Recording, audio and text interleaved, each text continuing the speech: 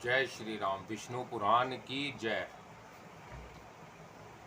31वां अध्याय। भगवान का द्वारकापुरी में लौटना और 16,100 कन्याओं से विवाह करना। श्री प्राशर जी बोले, हे द्विजोत्तम, इंद्र ने जब इस प्रकार स्तुति की तो भगवान कृष्ण चंद्र गंभीर भाव से हंसते हुए इस प्रकार बोले। श्री कृष्ण जी बोले, हे जगतपते, आप देवराज इंद्र हैं और हम मरण धर्मा मनुष्य हैं। हमने आपका जो अपराध किया है उसे आप क्षमा करें। मैंने जो यह परिजात वृक्ष लिया था उसे इसके योग्य स्थान को ले जाइए। हे शक्र, मैंने तो इसे सत्यभामा के कहने से ही ले लिया था और अपने जो व्रज फेंका था उसे भी ले लीजिए, क्योंकि हे शक्र, यह शत्रुओं को नष्ट करने वाला शास्त्र आप ही का है। इंद्र बोले, हे ईश, मैं मनुष्य हूँ, ऐसा कहकर मुझे क्यों मोहिनी हित करते हैं। हे भगवान, मैं तो आपके इस सगुण स्वरूप को ही जानता हूँ, हम आपके सूक्ष्म स्वरूप को जानने वाले नहीं हैं। हे नाथ, आप जो हैं वही हैं। है दैत्य दलन, आप लोक रक्षा में तत्पर हैं और इस प्रकार संसार के कांटों को निकाल रहे हैं।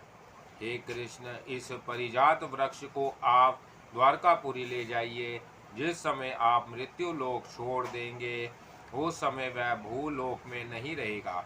हे देव देव, हे जगन्नाथ, हे कृष्ण, हे विष्णु, हे महाबाहो, हे शंख चक्र गदा पानो, मेरी इस धृष्टता को क्षमा कीजिए। श्री प्राशर जी बोले, तदंतर श्री हरि देवराज से, तुम्हारी जैसी इच्छा है वैसा ही सही। ऐसा कहकर सिद्ध गंधर्व और देव ऋषि गण से स्तुति हो भूलोक में चले आए।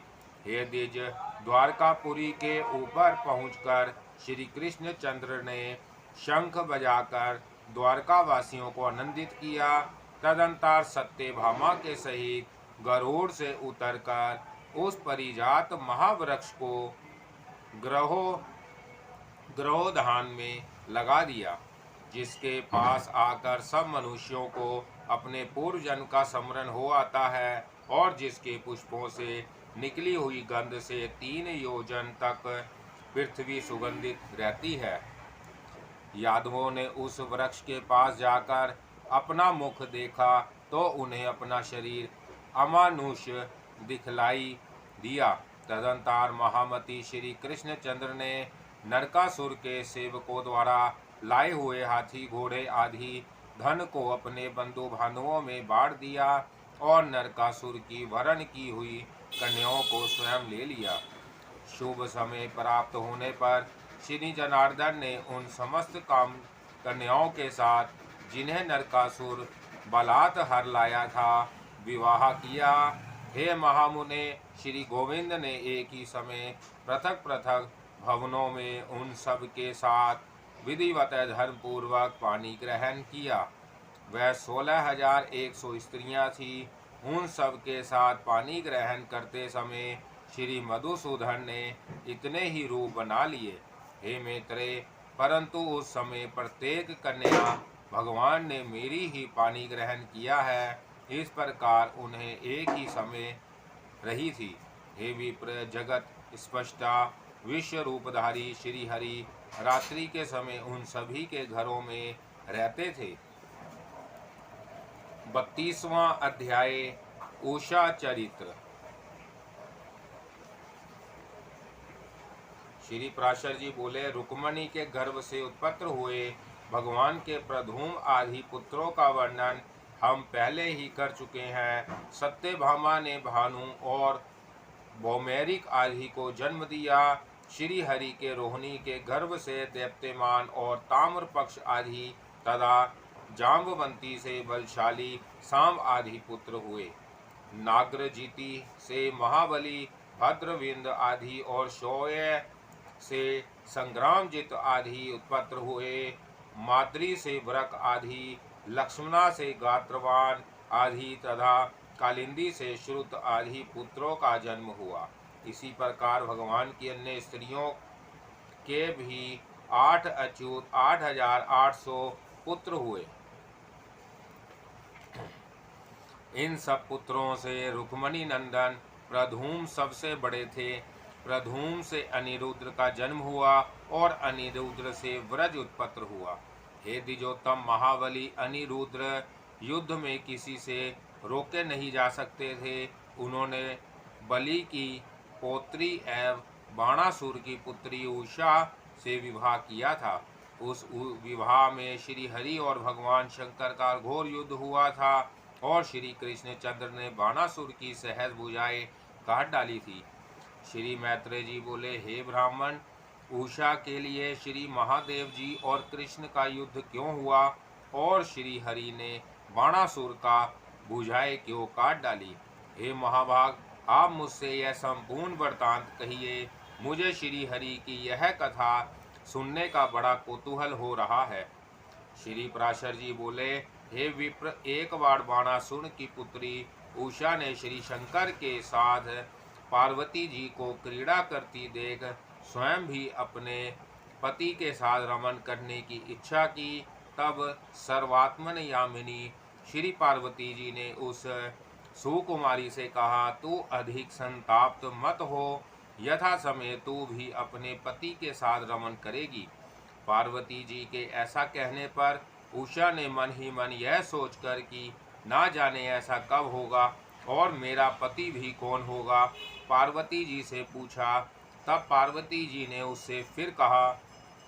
पार्वती जी बोली, हे राजपुत्री, वैशाख शुक्ल द्वादशी की रात्रि को जो पुरुष स्वप्न में तुझ से हठात संभोग करेगा वही तेरा पति होगा। श्री पराशर जी बोले, तदंतर उसी तिथि को उषा की स्वप्नावस्था में किसी पुरुष ने उससे जैसा पार्वती देवी ने कहा था उसी प्रकार संभोग किया और उसका भी उसमें अनुराग हो गया। हे मित्रे, तब उसके बाद स्वप्न में जागने पर जब उसने उस पुरुष को ना देखा तो वह उसे देखने के लिए अत्यंत उत्सुक होकर अपनी सखी की ओर लक्ष्य करके निर्जलता पूर्वक कहने लगी, हे नाथ, आप कहाँ चले गए? बाणासुर की मंत्री कुंभांड था, उसकी चित्रलेखा नाम की पुत्री थी, वह उषा की सखी थी। उसने पूछा, यह तुम किसके विषय में कह रही हो?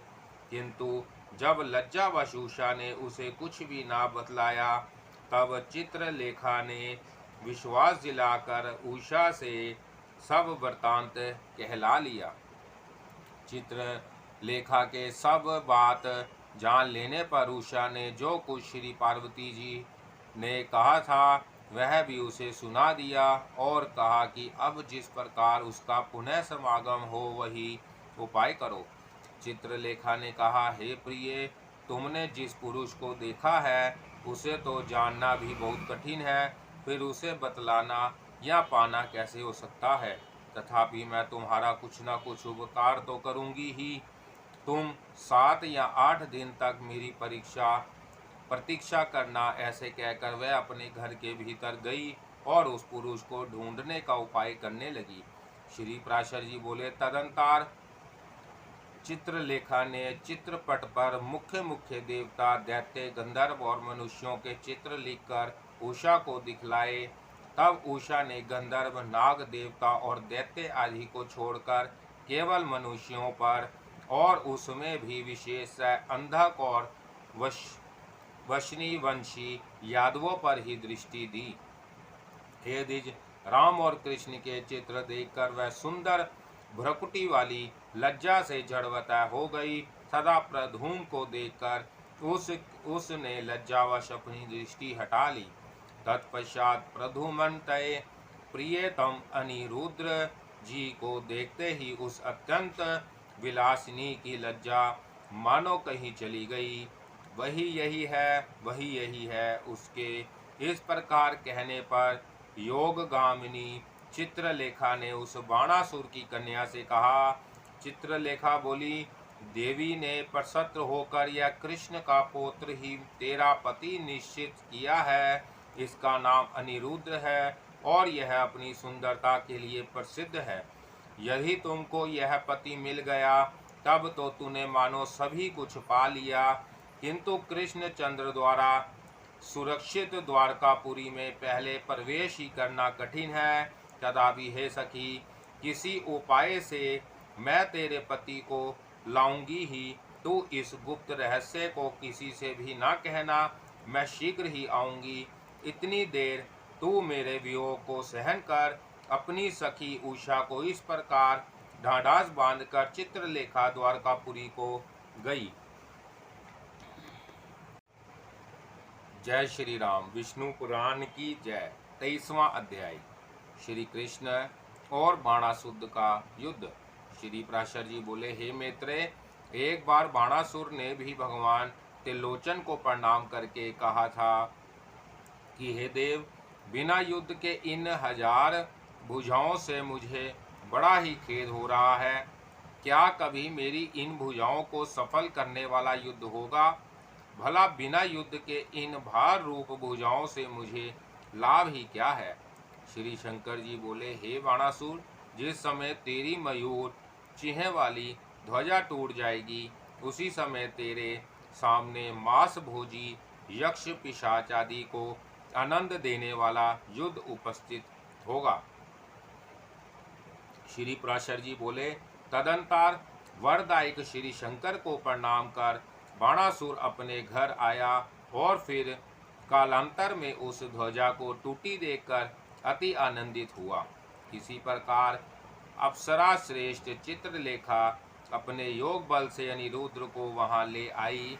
अनिरुद्र को कन्यांतपुर में आकर उषा के साथ रमन करता जान अंतपुर राक्षसों ने संपूर्ण वृत्तांत दैत्यराज बाणासुर से कह दिया।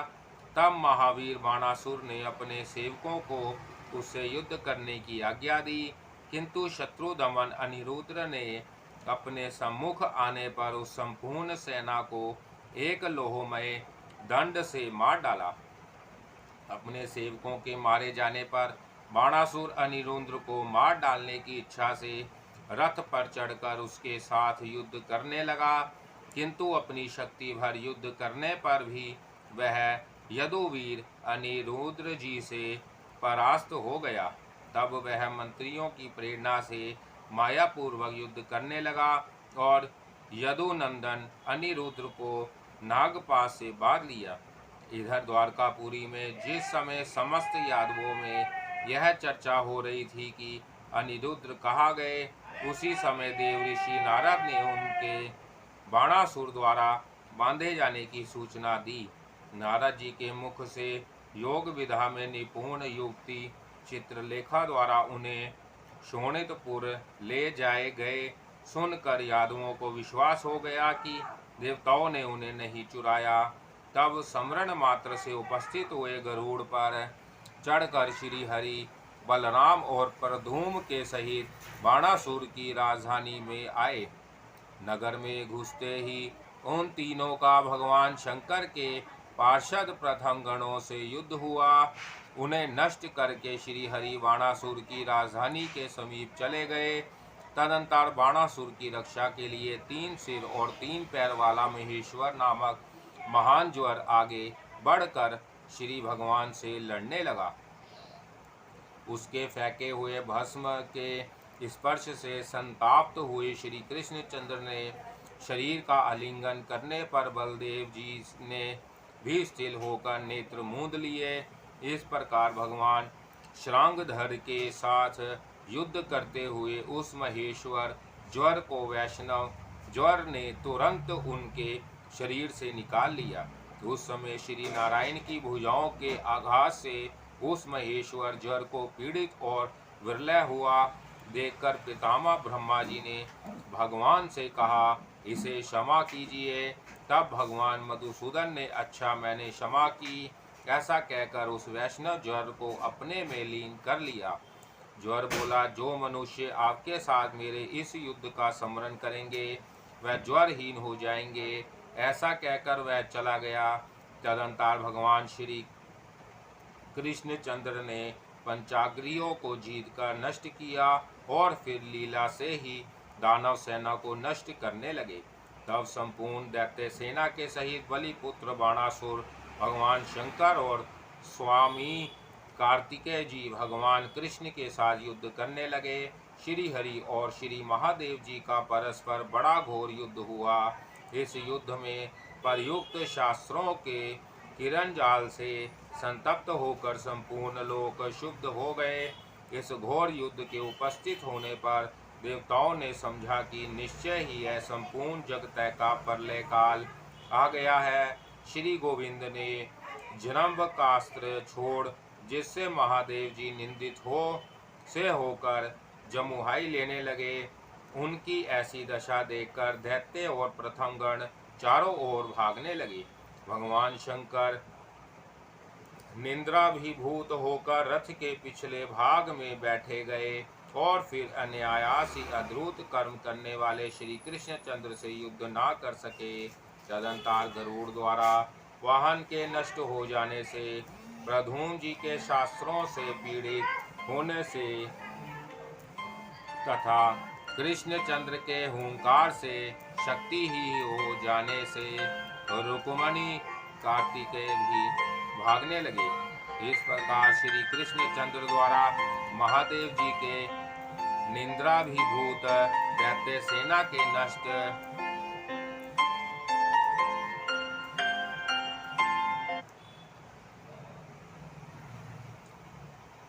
नष्ट स्वामी कार्तिकेय के परिजात और शिव गणों के क्षीण हो जाने पर कृष्ण प्रद्युम्न और बलभद्र जी के साथ युद्ध करने के लिए वहां बाणासुर साक्षात नंदीश्वर द्वारा हाके जाते हुए महान रथ पर चढ़कर आया। उसके आते ही महावीरशाली बलभद्र जी ने अनेकों बाण बरसाकर बाणासुर की सेना को छित्र भित्र कर डाला। तब वह वीर धर्म से भ्रष्ट होकर भागने लगी। बाणासुर ने देखा कि उसकी सेना को बलभद्र जी बड़ी फुर्ती से हल से खींच कर मुसल से मार रहे हैं और कृष्ण चंद्र उसे बाणों से बीधे डालते हैं। तब बाणासुर पर श्री कृष्ण चंद्र के साथ घोर युद्ध छिड़ गया। वह दोनों परस्पर कवच भेदी बाण छोड़ने लगे, परंतु भगवान कृष्ण ने बाणासुर के छोड़े हुए तीखे बाणों को अपने बाणों से काट डाला और फिर बाणासुर कृष्ण को तथा कृष्ण बाणासुर को बींधने लगे। हे दिन उस समय परस्पर चोट करने वाले बाणासुर और कृष्ण दोनों ही विजय की इच्छा से निरंतर शीघ्रता पूर्वक अस्त्र शस्त्र छोड़ने लगे। अंत में समस्त बाणों के छिद्र और संपूर्ण अस्त्र शास्त्रों के निष्फल हो जाने पर श्री हरि ने बाणासुर को मार डालने का विचार किया। तब दैत्य मंडल के शत्रु भगवान कृष्ण ने सैकड़ों सूर्यों के समान प्रकाशमान अपने सुदर्शन चक्र को हाथ में लिया। जिस समय भगवान मधुसूदन बाणासुर को मारने के लिए चक्र छोड़ना ही चाहते थे कि उसी समय दैत्यों की विधा मंत्रमयी कुल देवी कोटरी भगवान के सामने नगरावस्था में उपस्थित हुई। उसे देखते ही भगवान ने नेत्र मूंद लिए और बाणासुर को लक्ष्य करके उस शत्रु की भुजाओं के वन को काटने के लिए सुदर्शन चक्र छोड़ा। भगवान अच्युत के द्वारा प्रेरित उस चक्र ने दैत्यों के छोड़ते हुए अस्त्र समूह को काटकर क्रमशः बाणासुर की भुजाओं को काट डाला, केवल 2 भुजाएं छोड़ दी। तब त्रिपुर शत्रु भगवान शंकर जान गए कि श्री मधुसूदन बाणासुर के बाहुबल को काटकर अपने हाथ में आए हुए चक्र को उसका वध करने के लिए फिर छोड़ना चाहते हैं। अतः बाणासुर को अपने खंडित भुज डंडों से लोहू की धारा बहाते देख श्री उमापति ने गोविंद के पास जाकर साम पूर्वक कहा। श्री शंकर जी बोले, हे कृष्ण हे जगन्नाथ, मैं यह जानता हूँ कि आप पुरुषोत्तम परमेश्वर परमात्मा और आदि अंत से रहित श्री हरि हैं। आप सर्वभूतमय हैं। आप जो देव तिर्यक और मनुष्य आदि योनियों में शरीर धारण करते हैं, वह यह आपकी सावधानी चेष्टा की उपलक्ष्मी का लीला ही है। हे प्रभु, आप प्रसन्न होइए। मैंने इस बाणासुर को अभयदान दिया है। हे नाथ, मैंने जो वचन दिया है उसे आप मिथ्या ना करें। हे अवयव, यह आपका अपराधी नहीं है, यह तो मेरा आश्रय पाने से ही इतना गर्वीला हो गया है। इस दैत्य को मैंने ही वर दिया था, इसलिए मैं ही आपसे इसके लिए क्षमा कराता हूँ। श्री पराशर जी बोले, त्रिशूल पानी भगवान उमापति के इस प्रकार कहने पर श्री गोविंद ने बाणासुर के प्रति क्रोध भाव त्याग दिया और प्रशस्त्र वंदन होकर उनसे कहा। श्री भगवान बोले, हे शंकर, यदि आपने इसे वर दिया है तो यह बाणासुर जीवित रहे। आपके वचन का मान रखने के लिए मैं इस चक्र को रोके लेता हूँ। आपने जो अभय दिया है वह सब मैंने भी दे दिया। हे शंकर, आप अपने को मुझसे सर्वथा वित्र देखें। आप यह भली प्रकार समझ ले कि जो मैं हूँ सो आप है, तथा यह संपूर्ण जगत देव असुर और मनुष्य आदि कोई भी मुझसे भित्र नहीं है। हे हर, जिन लोगों का चित्त अविद्या से मोहित है वह भित्रदर्शी पुरुष ही हम दोनों में भेद देखते और बतलाते हैं। हे वृषभध्वज, मैं प्रशस्त्र हूँ, आप पधारिए, मैं भी अब जाऊंगा। श्री पराशर जी बोले, इस प्रकार कहकर भगवान कृष्ण जहाँ प्रद्युम्न कुमार अनिरुद्ध थे वहां गए। उनके पहुँचते ही अनिरुद्ध के बंधन रूप समस्त नागगण गरुड़ के वेग से उत्पन्न हुए, वायु के प्रहार से नष्ट हो गए। तदंतर सपत्नीक अनिरुद्ध को गरुड़ पर चढ़ाकर बलराम, प्रद्युम्न और कृष्णचंद्र द्वारकापुरी लौट आए। हे विप्र, वहां भूभार हरण की इच्छा से रहते हुए श्री जनार्दन अपने पुत्र पौत्रादि से घिरे रहकर अपनी रानियों के साथ रमण करने लगे। जय श्री राम। विष्णु पुराण की जय। 34वां अध्याय, पौंड्रक व्रत तथा काशी दहन। श्री मैत्रेय जी बोले, हे गुरु, श्री विष्णु भगवान ने मनुष्य शरीर धारण कर जो लीला से ही इंद्र, शंकर और संपूर्ण देवगण को जीत कर महान कर्म किए थे, इनके सिवा देवताओं की चेष्टाओं का विधात करने वाले उन्होंने और भी जो कर्म किए हैं, हे महाभाग, वह सब मुझे सुनाइए। मुझे उनके सुनने का बड़ा कौतूहल हो रहा है। श्री पराशर जी बोले, हे ब्रह्मऋषि, भगवान ने मनुष्य अवतार लेकर जिस प्रकार काशीपुरी जलाई थी वह मैं सुनाता हूँ, तुम ध्यान देकर सुनो। पौंड्रक वंशीय वासुदेव नामक एक राजा को अज्ञान मोहित पुरुष आप वासुदेव रूप से पृथ्वी पर अवतीर्थ हुए हैं ऐसा कहकर स्तुति किया करते थे। अंत में वह भी यही मानने लगा कि मैं वासुदेव रूप से पृथ्वी में अवतीर्ण हुआ हूँ। इस प्रकार विस्मृत हो जाने से उसने विष्णु भगवान के समस्त चिन्ह धारण कर लिए और महात्मा कृष्णचंद्र के पास यह संदेह लेकर दूत भेजा कि हे मूढ़, आपने वासुदेव नाम को छोड़कर मेरे चक्र आदि संपूर्ण चिन्हों को छोड़ दे, और यदि मुझे जीवन की इच्छा है तो मेरी शरण में आ।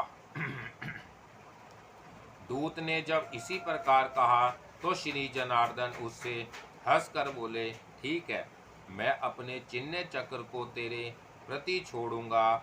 हे दूत, मेरी ओर से तू पौंड्रक से जाकर यह कहना कि मैंने तेरे वाक्य का वास्तविक भाग समझ लिया है।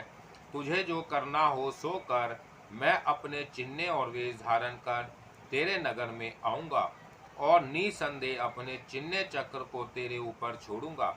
और तूने जो आज्ञा करते हुए आ ऐसा कहा है सो मैं उसे भी अवश्य पालन करूंगा और कल शीघ्र ही तेरे पास पहुंचूंगा।